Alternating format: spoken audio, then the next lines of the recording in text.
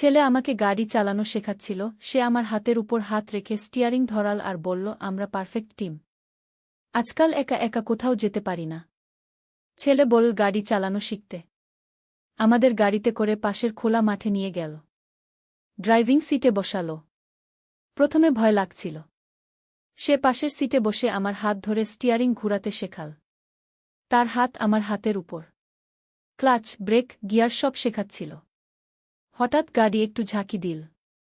সে আমাকে কাছে টেনে নিয়ে বলল, টেনশন নিও না, আমি আছি কি। তার নিঃশ্বাস আমার গলায় লাগছিল। গাড়ি স্লো করতে গিয়ে আমার পা কাঁপছিল। সে আমার পায়ের উপর হাত রেখে ব্রেক টিপতে সাহায্য করল। মাঠের মধ্যে গাড়ি দাঁড় করিয়ে সে বলল, মা, আমরা পারফেক্ট টিম। একজন গাড়ি চালায়, আরেকজন সাহায্য করে।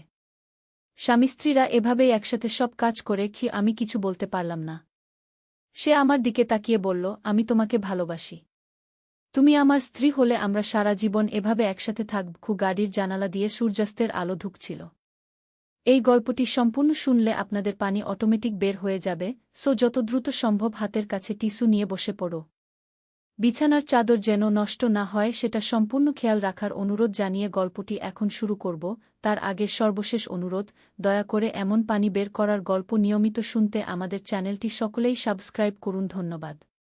হ্যালো বন্ধুরা, আমার নাম রূপালী সেন। আমার বয়স ৪১ বছর। আমার স্বামীর নাম বিকাশ সেন, বয়স ৪৬ বছর। আমাদের ২ সন্তান, রিদম আর প্রিয়া। রিদম ১৮ বছর বয়সী, কলেজে পড়ে। প্রিয়া ১১ বছর বয়সী, স্কুলে যায়। আজকের গল্পটা এক অদ্ভুত ঘটনা থেকে শুরু। সেদিন সকালে আমার ছেলে রিদম বলল, মা, তুমি কি জানো আমাদের বাড়ির পিছনে একটা পুরানো কুয়া আছে? আমি বললাম, হ্যাঁ, জানি। সেটা তো অনেক পুরানো, বন্ধ করে দেওয়া। রিদম বলল, কিন্তু কাল রাতে সেই কুয়া থেকে অদ্ভুত আওয়াজ আসছিল। মনে হচ্ছিল কেউ যেন নিচ থেকে ডাকছে। এই কথা শুনে আমার গা শিউরে উঠল। বিকাশ তখন অফিসে গেছে। প্রিয়া স্কুলে। শুধু আমি আর রিদম বাড়িতে। আমি বললাম, তুমি নিশ্চয়ই ভুল শুনেছ। কিন্তু রিদম জোর দিয়ে বলল, না মা, আমি স্পষ্ট শুনেছি। কেউ যেন আমার নাম ধরে ডাকছিল। আমার মনে পড়ল, আমাদের এই বাড়িতে আসার আগে এখানে একটা অদ্ভুত ঘটনা ঘটেছিল। বাড়ির আগের মালিক, একজন বয়স্ক লোক, হঠাৎ একদিন নিখোঁজ হয়ে গিয়েছিল। তার লাশ পর্যন্ত খুঁজে পাওয়া যায়নি। লোকে বলত সে নাকি সেই কুয়ায় পড়ে মরেছে। কিন্তু কুয়া তল্লাশি করেও কিছু পাওয়া যায়নি। দুপুরের দিকে আমি রান্নাঘরে কাজ করছিলাম। হঠাৎ পিছন থেকে একটা আওয়াজ পেলাম, রূপালী, রূপালী। আমি পিছনে ফিরে দেখি কেউ নেই। রিদম তার রুমে পড়াশোনা করছে। আমি ভাবলাম বাতাসের আওয়াজ হবে। কিন্তু এরপর থেকে বারবার এই আওয়াজ পেতে থাকলাম। কখনো রান্নাঘরে, কখনো বাথরুমে, কখনো বারান্দায়। মনে হচ্ছিল কেউ আমাকে ডাকছে। কিন্তু কেউ নেই। সন্ধ্যায় বিকাশ অফিস থেকে ফিরল। আমি তাকে সব বললাম। সে বলল, এসব কুসংস্কার।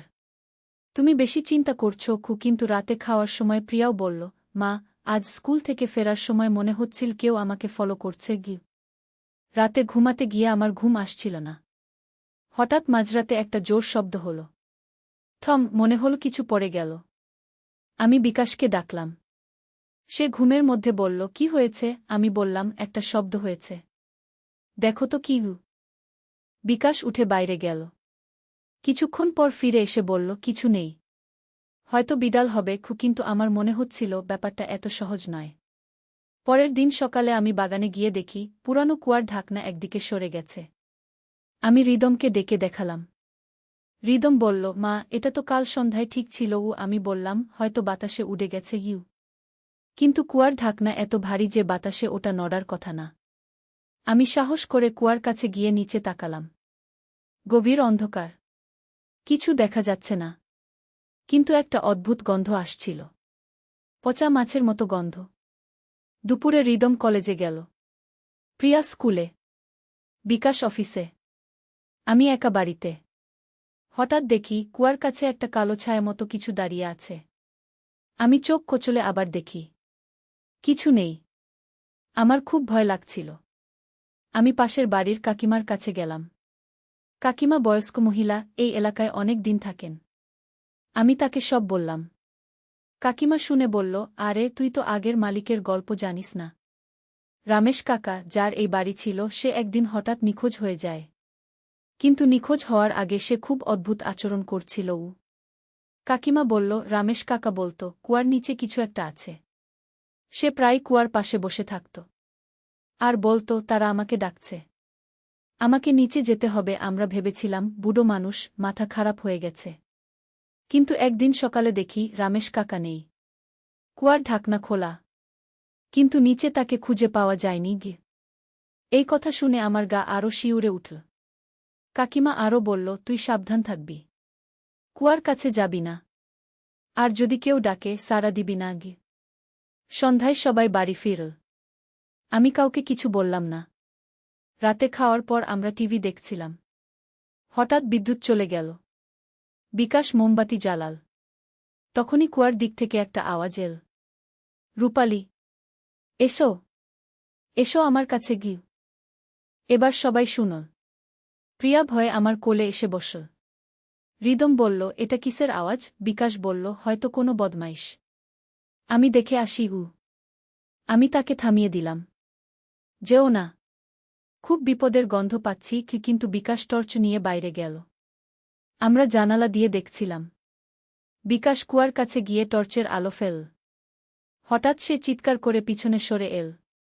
বিকাশ ফিরে এসে কাঁপতে কাঁপতে বলল, নিচে, নিচে একটা মুখ দেখলাম, সাদা মুখ, চোখ দুটো লাল। আমি বললাম, এখন কি করব? বিকাশ বলল, কাল পুলিশে খবর দেব। কিন্তু রাতে আর ঘুম এল না।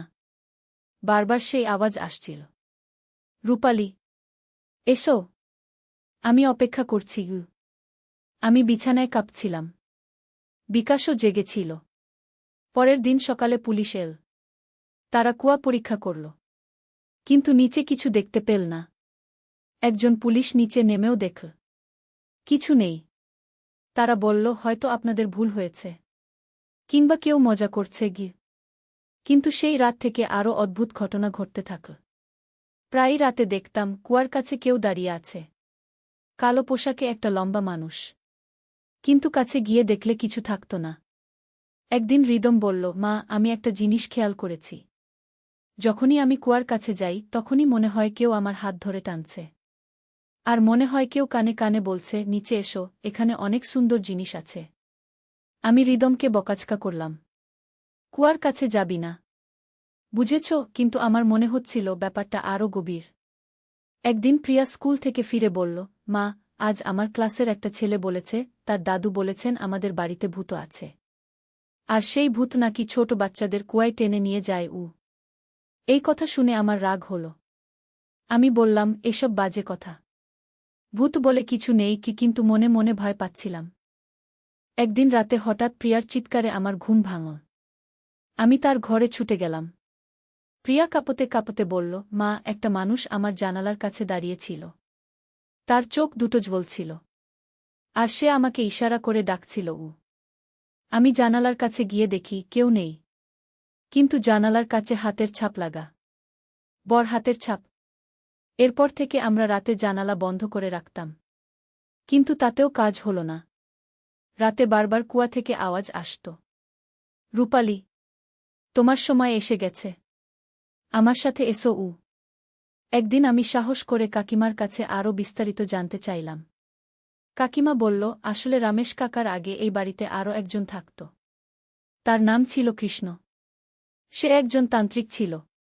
লোকে বলত সে নাকি ভূতপ্রেত নিয়ে কাজ করত।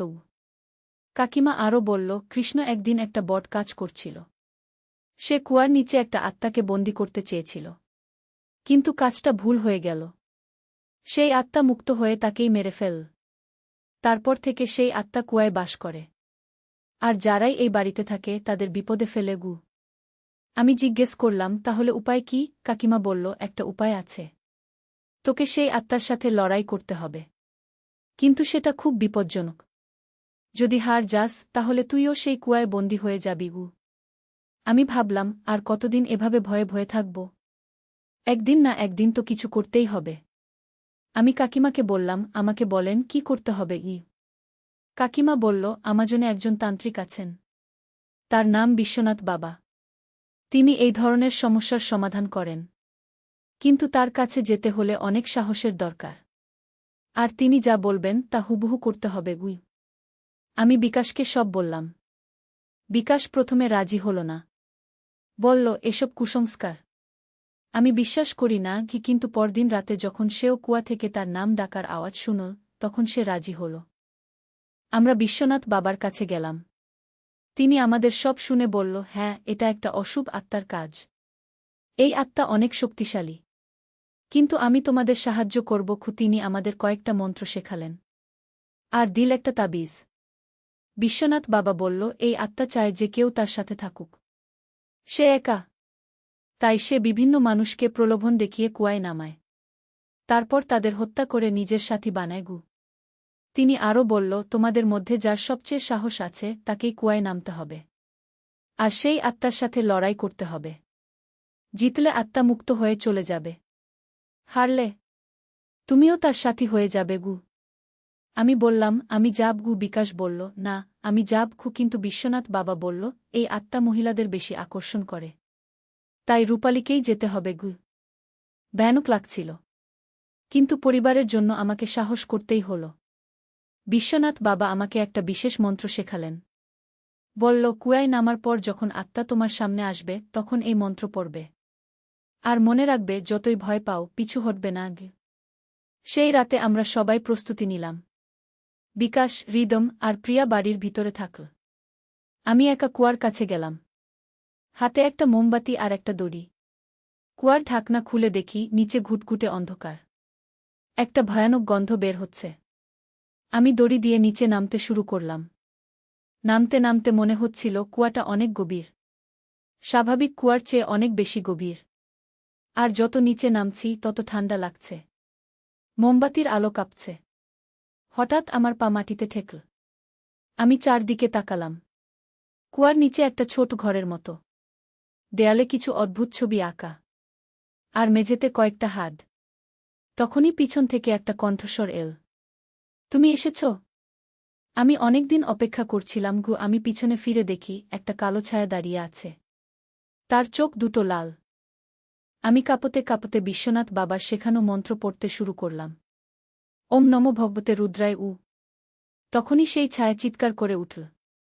এই মন্ত্র পড়িস না। আমি তোকে মেরে ফেলব। কিন্তু আমি মন্ত্র পড়তে থাকলাম। ছায়াটা আমার দিকে এগিয়ে আসছিল। তার হাত দুটো বাড়িয়ে দিয়েছে। আমি আরও জোরে মন্ত্র পড়লাম। হঠাৎ সেই ছায়া বলল, তুমি যদি আমার কাছে থাকো, আমি তোমাকে অনেক সুখ দেব। তুমি চিরকাল সুন্দর থাকবে। বুড়ো হবে না। আমরা এই কুয়ায় একসাথে থাকব। আমি বললাম, না।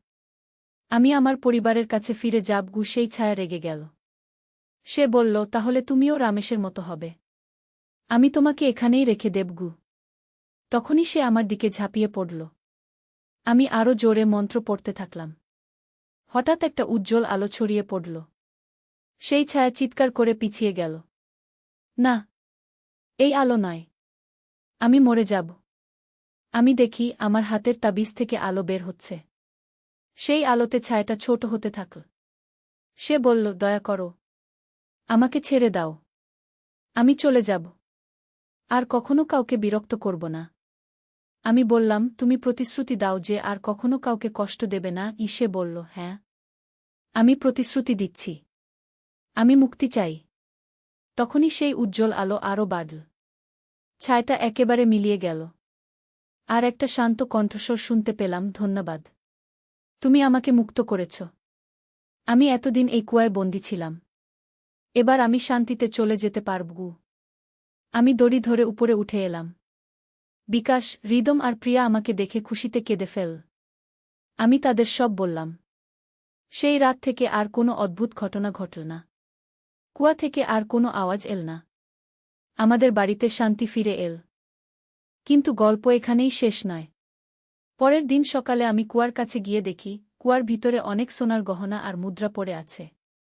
মনে হয় রামেশ কাকা আর অন্যান্য যারা এই কুয়ায় পড়েছিল তাদের সম্পদ। আমরা সেই সম্পদ পুলিশে দিয়ে দিলাম।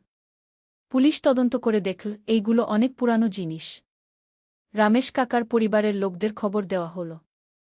তারা এসে তাদের জিনিসপত্র নিয়ে গেল। কিন্তু সবচেয়ে আশ্চর্যের ব্যাপার হল, কুয়ার একদম তলায় একটা পুরানো বই পাওয়া গেল। সেই বইতান্ত্রিক কৃষ্ণর। বইটায় লেখা ছিল কিভাবে আত্মাদের বশ করতে হয়। কিন্তু শেষ পাতায় লেখা ছিল আমি ভুল করেছি। আত্মাকে বন্দী করতে গিয়ে নিজেই বন্দী হয়ে গেছি। যে এই বই পাবে সে দয়া করে আমাকে মুক্ত করে দেবে গি। আমরা বুঝলাম কৃষ্ণ নিজেই সেই আত্মা হয়ে গিয়েছিল। আর আমরা তাকে মুক্ত করে দিয়েছি। এরপর আমরা কুয়াটা পুরোপুরি বন্ধ করে দিলাম।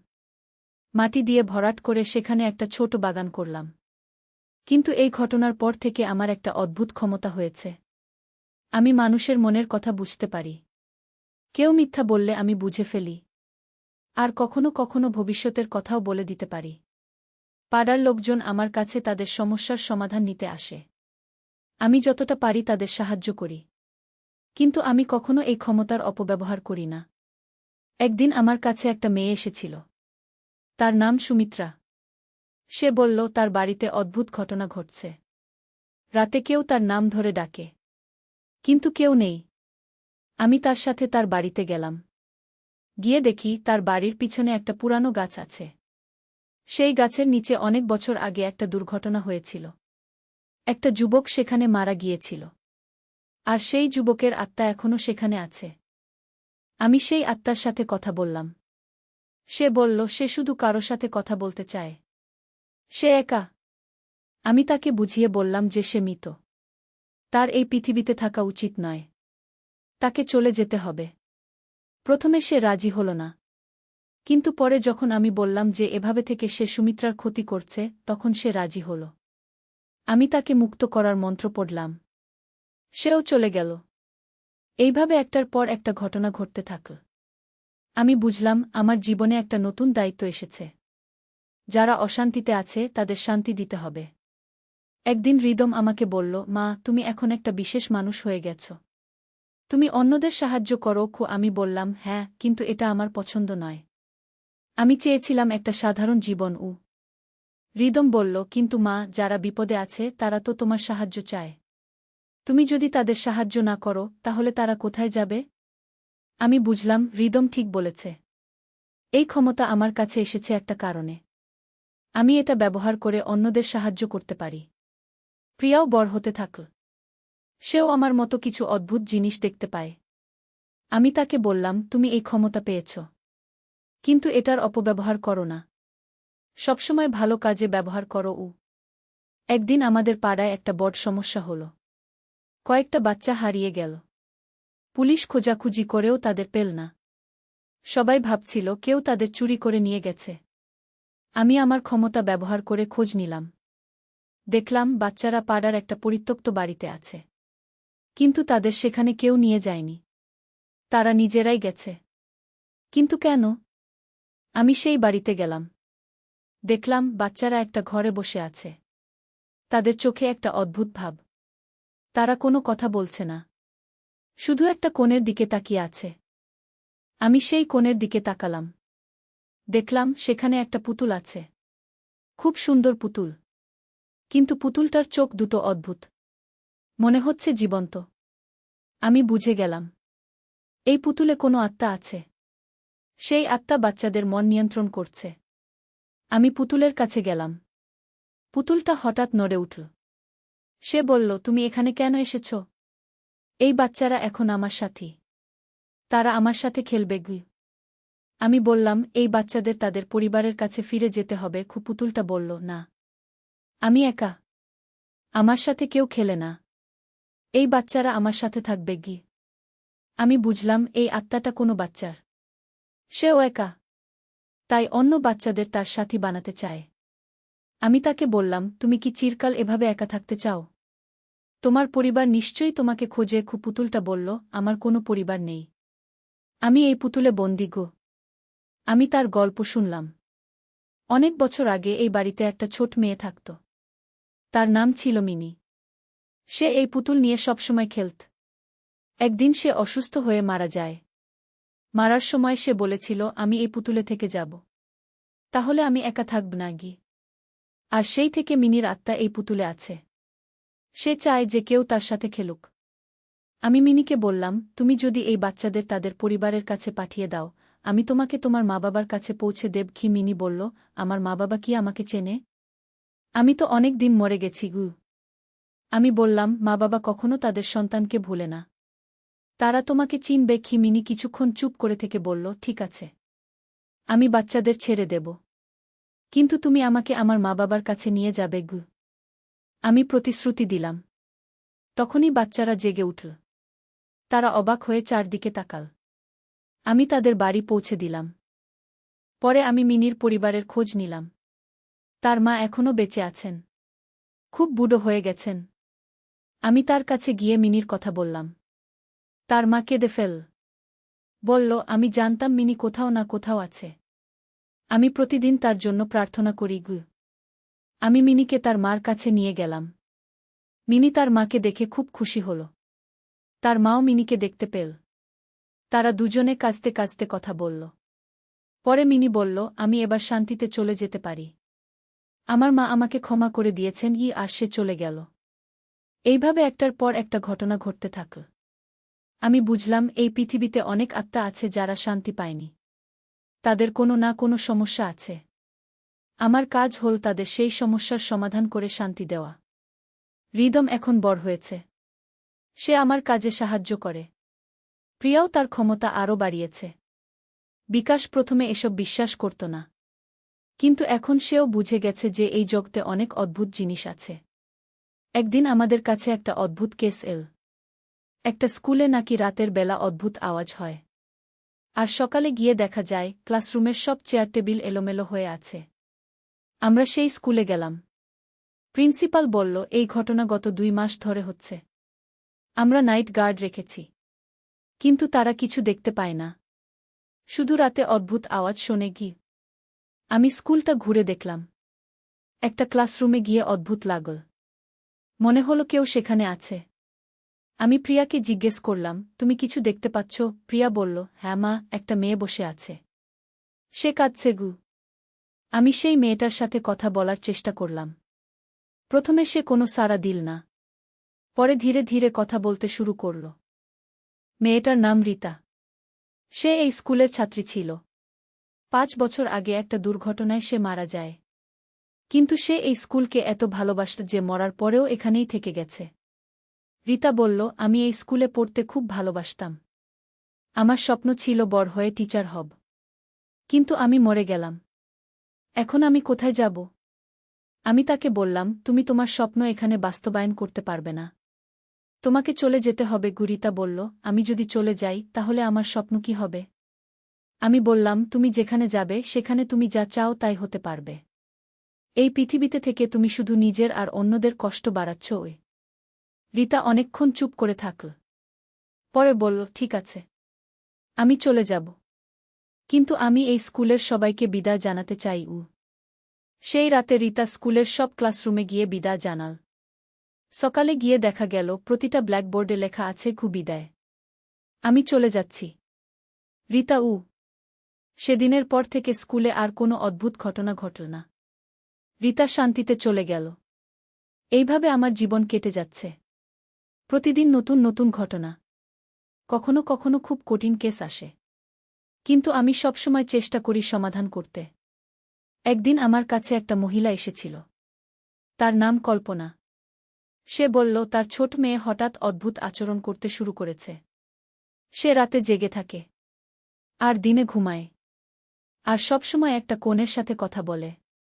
আমি কল্পনার বাড়িতে গেলাম। তার মেয়ে প্রীতির বয়স 7 বছর। আমি তাকে দেখে বুঝলাম তার মধ্যে কোনো আত্মা ঢুকেছে। আমি প্রীতির সাথে কথা বলার চেষ্টা করলাম, কিন্তু যে কথা বলছিল সে প্রীতি নয়, অন্য কেউ। সেই আত্মা বলল, আমি এই শরীরে থাকব। এই মেয়েটা আমার মতো। আমরা দুজনে একসাথে থাকব। আমি বললাম, তুমি কে? কেন এই মেয়েটার শরীরে ঢুকেছ? সে বলল, আমার নাম নীলা। আমি প্রীতির বয়সেই মরে গেছি। আমি একা। আমি প্রীতির সাথে থাকতে চাই। আমি বুঝলাম নীলা একটা নিঃসঙ্গ আত্মা। সে প্রীতির মধ্যে ঢুকে তার সাথে বন্ধুত্ব করতে চায়, কিন্তু এতে প্রীতির ক্ষতি হচ্ছে। আমি নীলাকে বোঝানোর চেষ্টা করলাম, তুমি এভাবে প্রীতির শরীরে থাকলে সে মরে যাবে। তুমি কি তোমার বন্ধুর মৃত্যু চাও? নীলা বলল, না, আমি প্রীতির ক্ষতি চাই না। কিন্তু আমি একা থাকতে পারি না গিয়ে আমি বললাম, তুমি যদি প্রীতিকে ছেড়ে দাও, আমি তোমার জন্য অন্য ব্যবস্থা করব। নীলা জিজ্ঞেস করল, কি ব্যবস্থা? আমি বললাম, আমি তোমাকে এমন একটা জায়গায় পাঠিয়ে দেব যেখানে অনেক বাচ্চা আছে। তুমি তাদের সাথে খেলতে পারবে গি। নীলা খুশি হয়ে গেল। সে প্রীতির শরীর ছেড়ে দিল। আমি তাকে মুক্ত করার মন্ত্র পড়লাম। সে চলে গেল। প্রীতি স্বাভাবিক হয়ে গেল। তার মা কল্পনা খুশিতে কাঁদতে লাগল। এরকম আরও অনেক ঘটনা ঘটল। আমি বুঝলাম এই পৃথিবীতে অনেক আত্মা আছে যারা কোনো না কোনো কারণে শান্তি পায়নি। কেউ অন্যায়ভাবে মরেছে। কেউ কোনো কাজ অসম্পূর্ণ রেখে মরেছে। কেউ পরিবারের জন্য চিন্তা করে মরেছে। এসব আত্মাদের সমস্যার সমাধান করতে হয়। তবেই তারা শান্তি পায়। 1 বছর পর আমার জীবনে আরেকটা বড় পরিবর্তন এল। হৃদম বিয়ে করল। তার স্ত্রী অনন্যাও আমার মতো কিছু অদ্ভুত জিনিস দেখতে পায়। সে আমার কাজে সাহায্য করতে শুরু করল। প্রিয়া এখন বড় হয়েছে। সে কলেজে পড়ে। তার ক্ষমতা আরও বেড়েছে। সে আমার থেকেও ভালো আত্মাদের সাথে যোগাযোগ করতে পারে। একদিন প্রিয়া আমাকে বলল, মা, আমি একটা অদ্ভুত স্বপ্ন দেখেছি। একটা বড় পুরানো বাড়িতে অনেকগুলো আত্মা বন্দী আছে। তারা সাহায্যের জন্য চিৎকার করছে গি। আমি বললাম, কোনো বাড়ি? প্রিয়া বলল, আমি ঠিক জানি না। কিন্তু বাড়িটা শহরের বাইরে। একটা পাহাড়ের উপর। আর বাড়ির সামনে একটা বড় পুকুর আছে গি। আমি আর প্রিয়া মিলে সেই বাড়ির খোঁজ নিলাম। অনেক খোঁজাখুঁজির পর পেলাম। শহরের বাইরে সত্যিই একটা পুরানো হাভেলি আছে। লোকে বলে সেখানে ভূত আছে। কেউ যায় না। আমরা সেই বাড়িতে গেলাম। বাড়িটা দেখে গা শিউরে উঠল। অনেক বড়। কিন্তু একদম ভাঙাচোরা। দেয়ালে অনেক ফাটল। জানালার কাচ ভাঙা। বাড়ির ভিতরে ঢুকতেই একটা ভয়ানক গন্ধ পেলাম। পচা মাংসের গন্ধ। প্রিয়া বলল, মা, এখানে অনেকগুলো আত্মা আছে। তারা খুব কষ্টে আছে গি। আমি চারদিকে তাকালাম। কয়েকটা ঘরে গেলাম। একটা ঘরে ঢুকতেই দেখি মেঝেতে অনেকগুলো হাড়। মানুষের হাড়। হঠাৎ একটা কণ্ঠস্বর শুনলাম। কে এসেছে? তোমরা কি আমাদের মুক্ত করতে পারবে? আমি বললাম, আমরা তোমাদের সাহায্য করতে এসেছি। তোমরা কারা? এখানে কিভাবে এলে? তখন একসাথে অনেকগুলো কণ্ঠস্বর শুনতে পেলাম। তারা তাদের গল্প বলতে শুরু করল। অনেক বছর আগে এই বাড়িতে একজন জমিদার থাকত। তার নাম ছিল রঘুনাথ সিং। সে খুব নিষ্ঠুর ছিল। তার অনেক শত্রু ছিল। যারাই তার বিরুদ্ধে কথা বলত তাদের সে এই বাড়িতে এনে হত্যা করত। একসময় লোকে বিদ্রোহ করল। তারা রঘুনাথ সিংকে মেরে ফেলল। কিন্তু রঘুনাথ সিং মরার আগে একটা অভিশাপ দিয়ে গেল। সে বলেছিল, যারা আমাকে মেরেছে তাদের আত্মা চিরকাল এই বাড়িতে বন্দী থাকবে গি। আর সেই অভিশাপের ফলে যারা রঘুনাথ সিংকে হত্যা করেছিল তাদের আত্মা এই বাড়িতে বন্দী হয়ে গেল। তারা চলে যেতে পারে না।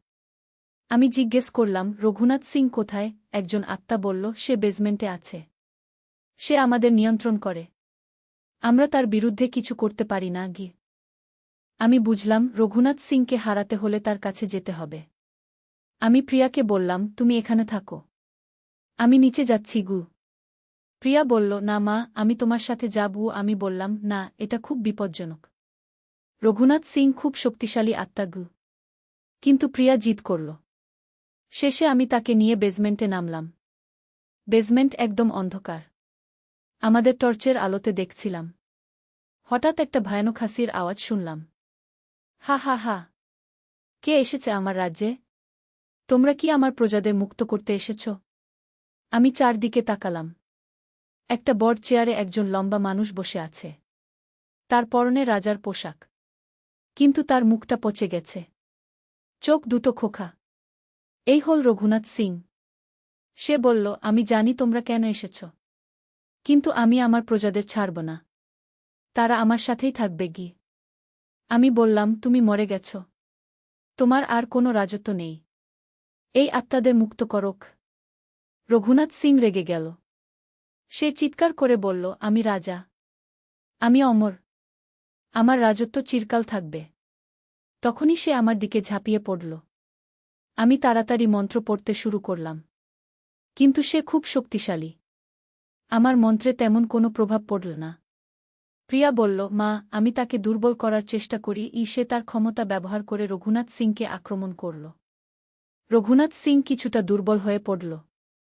আমি সুযোগ নিয়ে আরও জোরে মন্ত্র পড়তে শুরু করলাম। কিন্তু রঘুনাথ সিং হার মানল না। সে আরও রেগে গেল। বলল, তোমরা দুজনেই আমার প্রজা হয়ে যাও। তাহলে আমি অন্যদের ছেড়ে দেবগু। আমি বললাম, না, আমরা তোমার প্রজা হব না গি। তখন রঘুনাথ সিং একটা ভয়ানক শক্তি প্রয়োগ করল। আমার আর প্রিয়ার দম বন্ধ হয়ে আসছিল। মনে হচ্ছিল আমরা মরে যাব। হঠাৎ উপর থেকে একটা আওয়াজ এল, রঘুনাথ, তোমার অত্যাচারের সময় শেষ। আমি উপরে তাকিয়ে দেখি অনেকগুলো উজ্জ্বল আত্মা নেমে আসছে। এরা সেই সব মানুষের আত্মা যাদের রঘুনাথ সিং হত্যা করেছিল। কিন্তু এবার তারা আর বন্দী নেই। তারা মুক্ত। একজন আত্মা বলল, রঘুনাথ, আমরা তোমার অভিশাপ ভেঙে ফেলেছি। এই দুই মহিলার সাহায্যে আমরা শক্তি পেয়েছি। এবার তুমি আমাদের সাথে চলো। আমাদের হিসাব মিটিয়ে নাও। রঘুনাথ সিং ভয় পেয়ে গেল। সে বলল, না, আমি তোমাদের সাথে যাব না।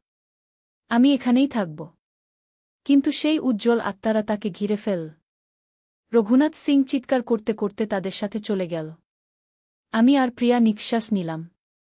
আমরা বুঝলাম বিপদ কেটে গেছে। বেজমেন্ট থেকে উপরে উঠে আসার পর দেখি বাড়িটা আস্তে আস্তে ভেঙে পড়ছে। রঘুনাথ সিংয়ের শক্তিতেই বাড়িটা টিকে ছিল। এখন সে চলে গেছে, তাই বাড়িও ভেঙে পড়ছে। আমরা তাড়াতাড়ি বাড়ি থেকে বের হয়ে এলাম। দূর থেকে দেখি পুরো বাড়িটা মাটিতে পড়ে গেল। কিন্তু বাড়ি ভাঙার সাথে সাথে একটা সুন্দর দৃশ্য দেখলাম। অনেকগুলো উজ্জ্বল আলো আকাশের দিকে উড়ে গেল। এইগুলো সেই সব আত্মা যারা রঘুনাথ সিংয়ের অভিশাপে বন্দী ছিল। এখন তারা মুক্ত। তারা শান্তিতে চলে যেতে পারল। এই ঘটনার পর আমার আর প্রিয়ার নাম ছড়িয়ে গেল। দূর দূরান্ত থেকে লোকেরা আসতে থাকল। কেউ ভূতের সমস্যা নিয়ে, কেউ অদ্ভুত স্বপ্নের সমস্যা নিয়ে, কেউ বা অন্য কোনো অলৌকিক সমস্যা নিয়ে। আমি যতটা পারি সবার সাহায্য করি। কিন্তু কখনো কখনো খুব কঠিন কেস আসে। এমন কেস যেগুলো সমাধান করা খুব বিপজ্জনক। একদিন আমার কাছে একটা পরিবার এল। তাদের ছোট ছেলে, নাম সোহান, তার বয়স 5 বছর। সে হঠাৎ অদ্ভুত কথা বলতে শুরু করেছে। সে বলে যে সে আগে অন্য কোনো বাড়িতে থাকত। আর তার অন্য মা বাবা ছিল। আমি সোহানের সাথে কথা বললাম।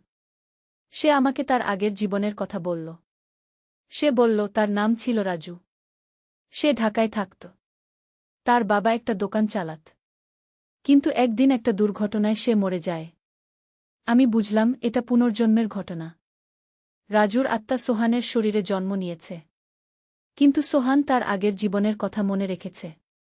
সোহানের বাবা মা খুব চিন্তিত। তারা বলল, সোহান আমাদের ছেলে নয় মনে হচ্ছে। সে অন্য কারো মতো আচরণ করে কি। আমি তাদের বোঝালাম যে এটা স্বাভাবিক ঘটনা। কখনো কখনো আত্মা তার আগের জীবনের স্মৃতি নিয়ে জন্মায়। কিন্তু সময়ের সাথে এই স্মৃতি মিলিয়ে যাবে। আমি সোহানকে বললাম, তুমি এখন সোহান। রাজু তোমার আগের জীবন। তুমি এখন নতুন পরিবারে আছ। তাদের ভালোবাসো। ধীরে ধীরে সোহান স্বাভাবিক হয়ে গেল। তার আগের জীবনের স্মৃতি মিলিয়ে গেল। সে তার নতুন পরিবারের সাথে খুশিতে থাকতে লাগল। এরকম আরও অনেক অদ্ভুত কেস আসত। একবার একটা মহিলা এসেছিল। তার স্বামী মারা যাওয়ার পর থেকে সে স্বামীর কণ্ঠস্বর শোনে। স্বামী নাকি তাকে বিভিন্ন কাজের পরামর্শ দেয়া। আমি সেই মহিলার বাড়িতে গিয়ে দেখলাম সত্যিই তার স্বামীর আত্মা সেখানে আছে। কিন্তু সে চলে যেতে পারছে না। কারণ তার স্ত্রী তাকে ছাড়তে পারছে না। আমি সেই মহিলাকে বোঝালাম, তোমার স্বামী মারা গেছে। তাকে শান্তিতে যেতে দাও। তুমি তাকে আটকে রেখেছ। মহিলা কাঁদতে লাগল। বলল, আমি তাকে ছাড়তে পারি না। আমি তার ছাড়া বাঁচতে পারব না গি। আমি বললাম, তুমি বাঁচতে পারবে। কিন্তু তোমার স্বামীকে চলে যেতে দাও। সে তোমার মঙ্গল চায়। কিন্তু তুমি তাকে আটকে রাখছ। অনেক বোঝানোর পর মহিলা রাজি হল। সে তার স্বামীকে বিদায় জানাল। স্বামীর আত্মা শান্তিতে চলে গেল। এইভাবে একটার পর একটা কেস সমাধান করতে করতে আমার বয়স হয়ে গেল। রিদমের একটা ছেলে হয়েছে। তার নাম অদিত্য। প্রিয়াও বিয়ে করেছে। তার একটা মেয়ে আছে।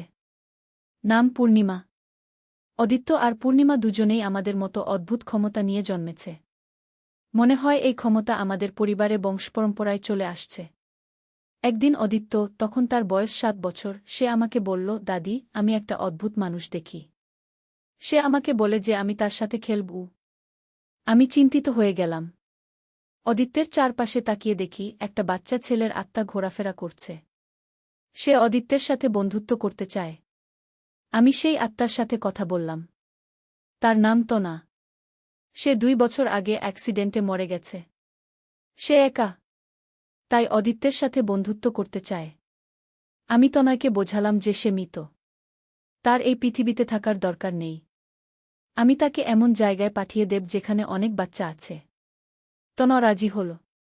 আমি তাকে মুক্ত করে দিলাম। এইভাবে আমাদের পরিবারের সবাই এই অদ্ভুত জগতের সাথে জড়িত হয়ে গেল। আমরা যারা সাহায্য চাই তাদের সাহায্য করি, যারা শান্তি চায় তাদের শান্তি দেই। কিন্তু এই কাজ করতে গিয়ে আমি অনেক কিছু শিখেছি। শিখেছি যে মৃত্যুর পর জীবন আছে। আত্মা অমর। কিন্তু যদি কোনো কাজ অসম্পূর্ণ থাকে, কোনো চিন্তা মনে থাকে, তাহলে আত্মা শান্তি পায় না। আর সবচেয়ে বড় কথা, ভালোবাসা সবকিছুর উপরে। যদি সত্যিকারের ভালোবাসা দিয়ে কাউকে সাহায্য করো, তাহলে যত বড় সমস্যাই হোক না কেন, তার সমাধান হয়ে যায়। আজ আমার বয়স ৫০ হয়ে গেছে। কিন্তু আমার কাজ এখনও শেষ হয়নি। প্রতিদিন নতুন নতুন কেস আসে। আমি যতদিন পারি ততদিন এই কাজ করে যাব। কারণ আমি জানি এই পৃথিবীতে অনেক আত্মা আছে যারা সাহায্যের অপেক্ষায় আছে। তাদের সাহায্য করা আমার দায়িত্ব। আর এই দায়িত্ব আমি আমার সন্তানাতিদের কাছে পৌঁছে দেব, যাতে তারাও এই কাজ চালিয়ে যেতে পারে। এই হল আমার গল্প। একটা সাধারণ গৃহিণী থেকে শুরু করে কিভাবে আমি একজন আত্মার সাহায্যকারী হয়ে গেলাম। এই যাত্রা অনেক কঠিন ছিল।